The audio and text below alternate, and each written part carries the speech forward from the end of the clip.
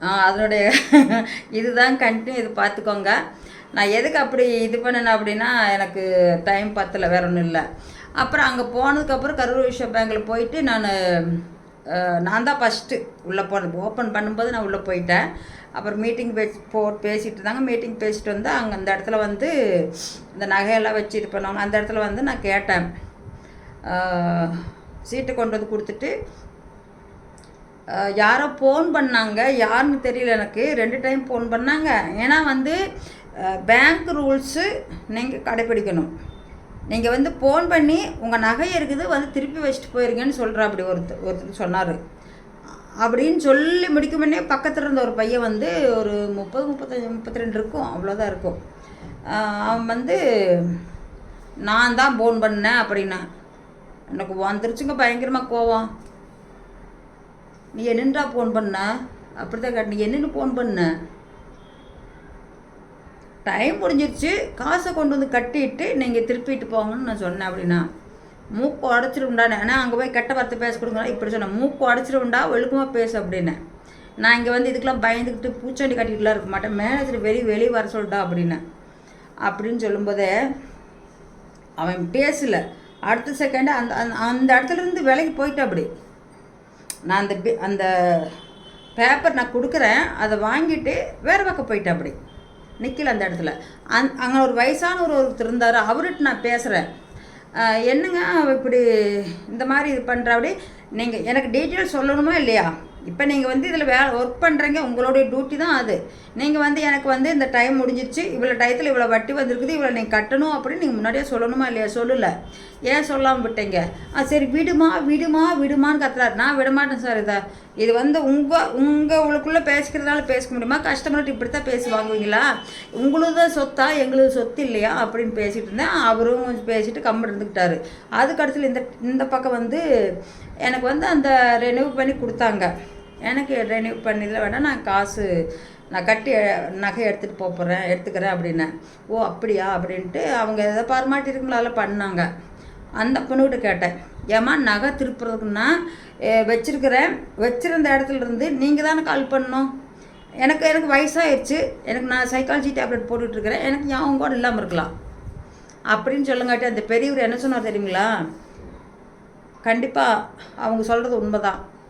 ஏன்னா அவங்க வயசாயிருச்சு அவங்களுக்கு அந்த பேங்க்கில் திட்டினது தான் அவங்க ஞாபகம் வச்சுருப்பாங்க. அந்த நகை இப்படி கட்டணும் அந்த இதெல்லாம் வச்சுக்க மாட்டாங்க. அவங்க சைக்காலஜி டேப்லெட் போடுறவங்க வந்து ஒன்றுனா அந்த ஒன்றை தான் முடிக்கணும்னு நினைப்பாங்க, வேறு ஒன்றும் இல்லை. உண்மையான வார்த்தைங்க, 100க்கு 100 உண்மையான வார்த்தை. எதுக்கு சொல்கிறேன்னா, நான் ஒரு டைம் சூசைட் அட்டென்ட் பண்ணேன்னு சொன்ன பாருங்க. அந்த மைண்டுனா சாவலான்னு சொல்லி தான் அதுக்கு தான் கொண்டு விடுங்களாமா. அந்த டேப்லெட்னுடைய இது அவ்வளோதான். அதுக்கு தான் டாக்டர் போய் கன்சல்ட் பண்ணி நம்ம கேட்டு வாங்கி போட்டுக்கலாம், அது ஒன்றும் பிரச்சனை இல்லை. அப்போ வந்து சொன்னாங்க எல்லா ஃபார்மாலிட்டியும் முடிஞ்சுது. அந்த 3000 என்னுடைய அக்கௌண்ட் வேறு அக்கௌண்ட்டில் இருந்துச்சு. அந்த அக்கௌண்ட் காசு எடுத்து கொடுத்து நான் காட்டி எல்லாம் பண்ணிவிட்டு எனக்கு கொடுத்தாங்க. வாங்கிட்ட கையில். அப்பவும் திரும்பி நான் என்ன சொன்னேன் தெரியுமா?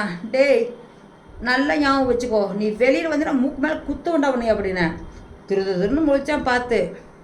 இந்த மாதிரி எந்த கஸ்டமர்கிட்ட இப்படி பேசுனின்னு வச்சுக்க நல்லாவே இருக்க மாட்டேன். டே உனக்கு போச்சாடா பொக்கா அப்படின்ட்டு தான் வந்தேன். பொக்கானா தெலுங்குலேருந்து ஒரு சின்ன நசுக்கான ஒரு கெட்ட வார்த்தை அப்படின்னு சொன்னேன். மூச்சே விடலைங்க, யாருமே மூச்சு விடலை. கப்பு சுப்புறான வந்த வாக்கில் பார்த்துக்கிட்டு நின்னாங்க. எல்லோரும் இதே மாதிரி இருங்க அப்படின்னு சொல்லிட்டு வந்தேன். சரிங்களா?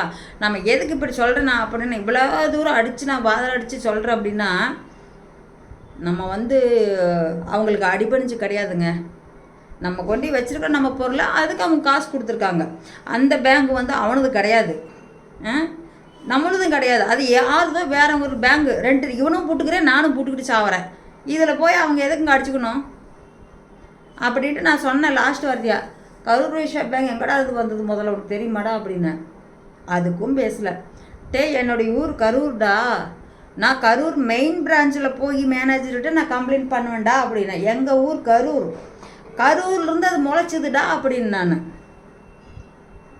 எந்த இதுக்குமே பேசலைங்க. ஏன் பேசலை நீ? ஏன்னா சிசிடி கேமராலாம் ஓடுது. நீ பேசினா அவங்க மாட்டிக்குவே. நீ கஷ்டம் இப்படி தான் டீல் பண்ணுவியா? நீங்கள் யாராக இருந்தாலும் துணிஞ்சு இந்த மாதிரிலாம் கேட்டு பழகுங்க. எல்லோரும் கேட்பீங்க இல்லைன்னு சொல்ல. சில பேர் அவனுக்கு சிரிக்கிறான்னு சொல்லி போட்டு தயவு செஞ்சு நம்பிடாதீங்க அவனுக்கு எல்லாம். இனிமேல் சொல்கிற யாராக இருந்தால் ஆண்களாக இருந்தாலும் பெண்களாக இருந்தாலும் தயவு செஞ்சு நம்பாதீங்க அவ்வளோ சீக்கிரம். இந்த சூர்யா கம்பனாட்டி அவர் இருக்கா பாருங்க, வேண்டான்னு விட்டுட்டேங்க. அந்த மாதிரி பெண்களை நம்பி ஏமாறுறது எவ்வளோ பெரிய விஷயம் பார்த்தீங்களா? கடைசியில் எனக்கு என்ன பண்ணி விட்டாவதில்ல, என்னது சைக்கோ அவங்க பார்த்து இப்படி மாட்டிக்கிட்டு சொன்னாங்க. என்னத்தை மாட்டிக்கிட்டு இருந்தாங்க? இது இப்போ எதுவும் மாட்டல, நல்லா தானே ஓடிக்கிட்டு இருக்குது. இப்போ இன்னைக்கு கரெக்டாக வாழணும், நிம்மதியாக வாழணும் அப்படின்னா கரெக்டாக இருந்திருப்பேன். நல்லா பகைச்சிக்கிட்ட, சத்தியமாக சொல்கிறதில்ல, நிறையா மக்கள் நீங்கள் கேட்டு பாருங்கள். நல்லா பகைச்சிக்கிட்டா நல்லா வாங்கி ஜாலியாக அந்த பொண்ணுங்களுக்கு ஏதோ ஒன்று சேர்த்து இருந்திருக்கலாம். நீ அதில் தான் இன்னைக்கு காலையில் கூட ஒரு பொண்ணு எனக்கு ஃபோன் பண்ணி சொல்லுச்சு. நான் வந்து சிம்மராசிக்காரங்க மனசு இலகி நல்லா செஞ்சுருவாங்க. அது சில பேர், எல்லாத்தையும் நான் சொல்ல, சில பேர் அந்த மாதிரி. நீங்கள் ஆண்டி என்னை பார்த்துருக்குது, இங்கே இருக்கிறாங்க, பக்கத்தில் தான் இருக்காங்க, தமிழ்கார பொண்ணு தான். காலையில் பேசிட்டு தான் போச்சு. அந்த பொண்ணு வீடியோ எல்லாம் நான் பார்த்துக்கிட்டு தான் இருக்கிறாட்டி. இப்போ உங்களை பற்றி எதுவுமே பேசுறதில்ல. 2 வீடியோ போட்டுவாங்கள, வேறவங்களை விட்டு உங்களை பேச வச்சாங்க. நீங்கள் அதை திட்டிக்கிட்டு இருந்துச்சிங்க, அதுதான் எங்களுக்கு தெரியும் அப்படின்னு. அப்படி இல்லைப்பா அந்த சேனல் ஏன் ஆண்டி லைவ் வரதில் போடல அப்படின்ச்சு. இல்லை எனக்கு அந்த ஒரு ப்ராப்ளம் எனக்குன்னா, அவங்க என்னமோ அதை வச்சு தான் நான் பழைக்கணுமான்னு சொன்னாங்க. நான் டெலீட் பண்ணி விட்டு, எனக்கு வேண்டாம் தேவையில்லை அப்படின்னா சரியான்ட்டு. எங்களுக்கா ஒரு சில பேர் சொல்கிறாங்க, நான் அன்றைக்கி ஒரு நாள் ஃபோன் நம்பர் கொடுத்துருந்தேன் பாருங்க. அவங்க சொல்கிறாங்க, உங்களை பார்த்துட்டு உங்கள் பேச்சை கொஞ்சம் நேரம் கேட்டுப்போனால் எங்களுக்கு நிம்மதியாக இருக்குதுங்க, நீங்கள் அந்தளவுக்கு ஒரு கைடு மாதிரி பேசுகிறீங்கன்னு சொன்னாங்க. இது பெருமைக்காக சொன்னவங்க பேர் இருக்குது, இது நான் சொல்லலை. ஏன்னா அந்த மாதிரி சில பேர்த்துக்கு பிடிக்கும். நான் பேசுகிறது ஒரு லூஸாட்டம் வளர்த்திக்கிட்டு கூட இருப்பேன், அது கூட அவங்களுக்கு பிடிக்கலாம். இந்த மாதிரி இருக்கும். நீங்கள் பேங்காக இருந்தாலும் சரி, வேறு எந்த இடத்துல இருந்தாலும் சரி, நீங்கள் என்ன பண்ணுறீங்கன்னா, உங்களுக்கு தப்பு இல்லைங்கிற போது தில்லாக கேளுங்க, பயக்காதீங்க, எதுக்கும் பயக்காதீங்க, யாரும் ஒன்றும் பண்ண முடியாது. அது இந்த மாதிரி பேங்கு இந்த மாதிரி இடத்துலலாம் தாராளமாக பண்ணுங்கள், பிரச்சனையே இல்லை. சரிங்களா? பாய், அடுத்து பார்க்கலாம். சீக்கிரம் லைவ் வர்றதுக்கு ட்ரை பண்ணுறேன், பார்ப்போம்.